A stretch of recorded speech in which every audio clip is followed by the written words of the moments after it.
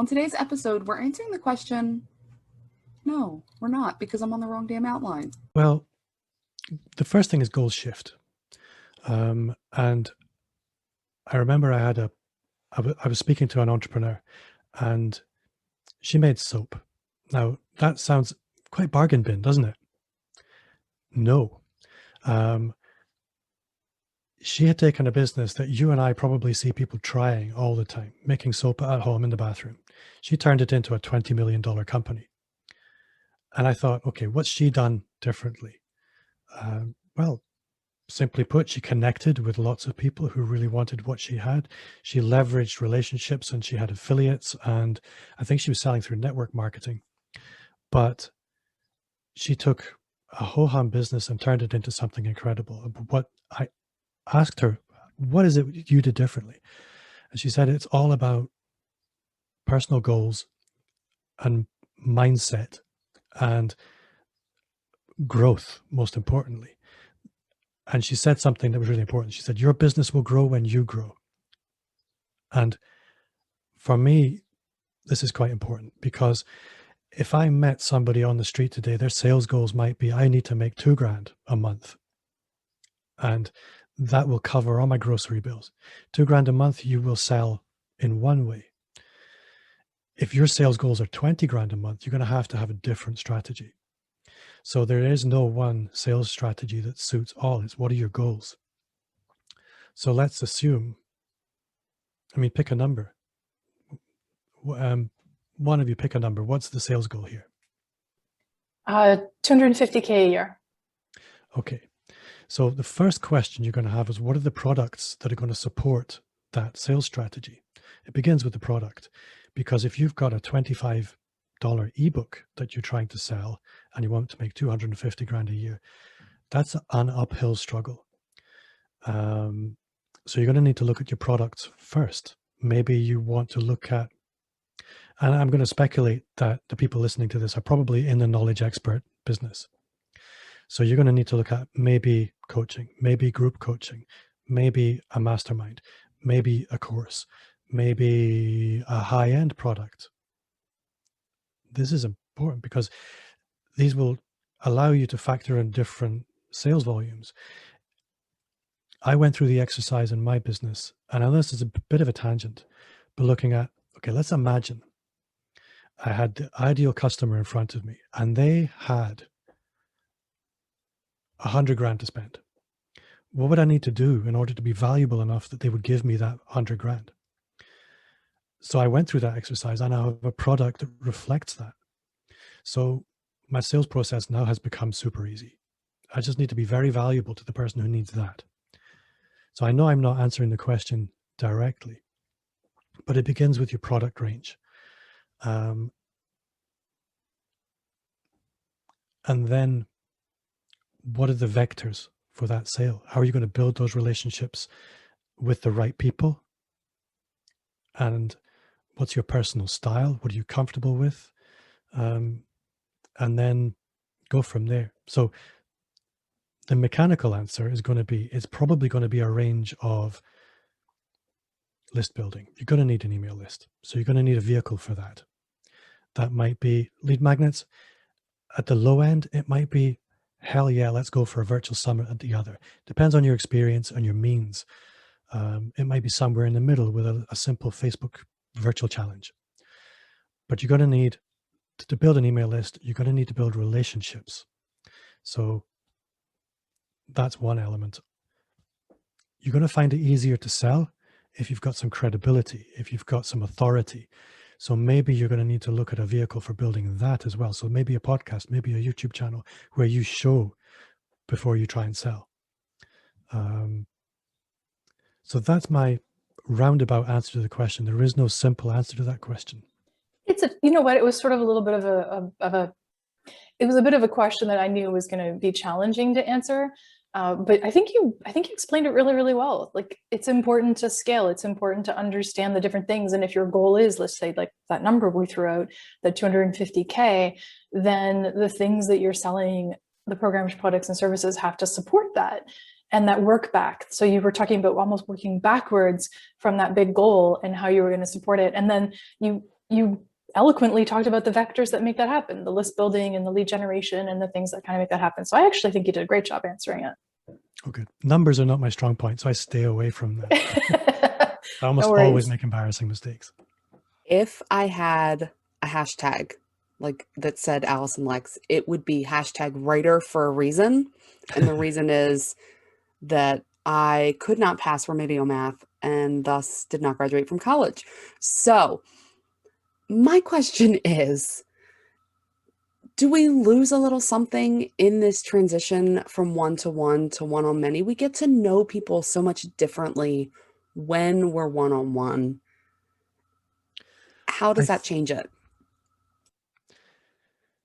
It does change it in that what's your most valuable commodity? It's time. It doesn't matter who you are and where you are. And the bigger the impact you want to have, the more you're going to have to be very mindful of your time. So I would say what you potentially lose when you go one to many is intimacy. But if you're mindful of that, you can find ways to build that in other ways. Because if you know that that intimacy is probably in the beginning, when you're just starting out, it's the thing people value most about, that you've got time for people, that you pay attention.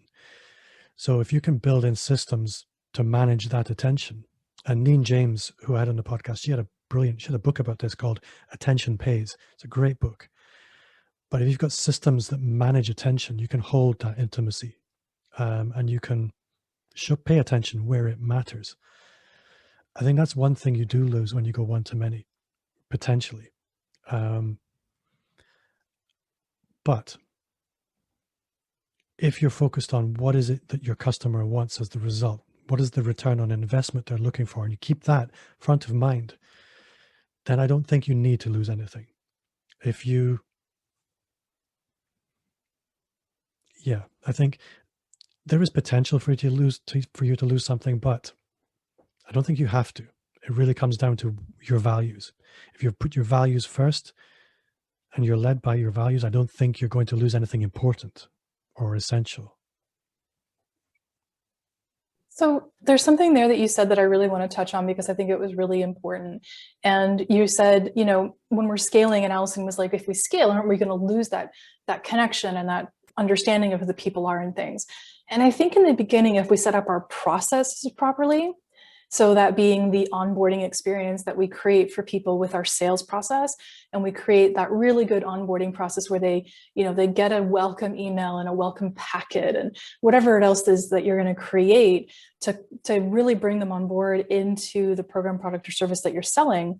Then when you go to scale, you're not losing a heck of a lot, and you're not going to have that overwhelm of, oh my gosh, I have to onboard 15 people or 30 people or 50 people, and you don't know how to do it. And I think some entrepreneurs see that happening to them when they scale really, really quickly, when you see people go from nothing to super scale.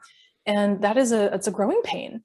And knowing how to circumvent that, I think, is really, really important. And it kind of leads me to my next question. And that is, what are some of the pitfalls that we need to avoid in the scaling process and in the sales process that's going to help us get to those goals that we're talking about? Well, I think price is the first one. That if you scale on the wrong business model, on the wrong pricing, you're simply scaling a problem. And that's a problem I had. It feels like a long time ago now, but I had a great business. I had a big business. I employed a lot of people, but it wasn't very profitable. It was just like a hamster wheel of crushed glass every day. It was horrible. But to other people looking in, I'd made it. So big doesn't necessarily mean productive or profitable. So build with profitability in mind, not with revenue. That's really important. I have a much more profitable business now with a tiny little team than I ever had when I employed 20 people. So personally, I make more of a tiny business than I ever did of a big business. What was the question again? So we're talking about wondering where the pitfalls are. And I think you just mentioned one of those pitfalls, which is great. I think the other pitfall, as I mentioned earlier, was when you grow quickly, and this is, let's imagine this time you got the pricing right, so your business is profitable, but you're busy putting all that in your back pocket, or you're spending it on ads trying to scale, and you're not investing in your team. Or, and I say team, I don't necessarily mean your staff. I mean, who's on your team? People like you, people like maybe somebody to help you with the website, maybe somebody to help you with search engine stuff, maybe somebody to help you with community management. If you invest in those people early from a position of strength because you got your pricing right, then you can maintain the service levels and, most importantly, the intimacy. Because one thing, I had a really good experience in one community with where I work with a coach. He's running probably 3 businesses, each of them in 7 figures. His time is super valuable, but because he has the team right, he's got time to dip in and pay attention to people. And when he does, I know that he's made the time and his time is valuable. So I would say that's another potential pitfall, is creating such a big gap between you and the people for whom you matter that it appears as arrogance. And people feel like you're taking your customers for granted, that you're just a dollar bill. That's not a nice place to be, and you will lose in the long term. From what it sounds like, and I really like the way you said that, because it just hit my head. I really want to go back. When you create that gap between you and the people that matter, that was really poignant to me. I just really wanted to call that out. But from what you're saying, it sounds like we can really scale up the pre part of a sale, the relationship building, the content, the value. We can also work to scale up the post, right? The service, the product delivery, the customer experience. Are we still doing those one-on-one sales conversations, or are we scaling that too? I think that has to scale. And again, it kind of depends where you are on that. I'm going to use this horrible phrase, the value ladder. So if you're selling $100,000 turnkey solution, you're going to be having those sales conversations one-on-one. But if you're selling a $35 membership, no, you're not doing that. You're going to be selling that exclusively through things like a virtual summit, or like a boot camp type online event, or through an ad funnel or a remarketing funnel. You're not going to be doing that one-on-one. If it's day one for you, yeah, you are probably doing that one-to-one, because you have to earn your stripes. You can't jump straight into selling sort of one-to-many. You need to understand how to sell something one-to-one, then you scale it up. But yeah, it's depending on where you are in your sales journey, where you are in your business evolution. Yeah, when you're at the high end, you're still doing the donkey work. You're still trying to hustle. But if you have a 6-figure business, yes, you need to be building an automation at the bottom end. That's definitely true. My nostrils were I know.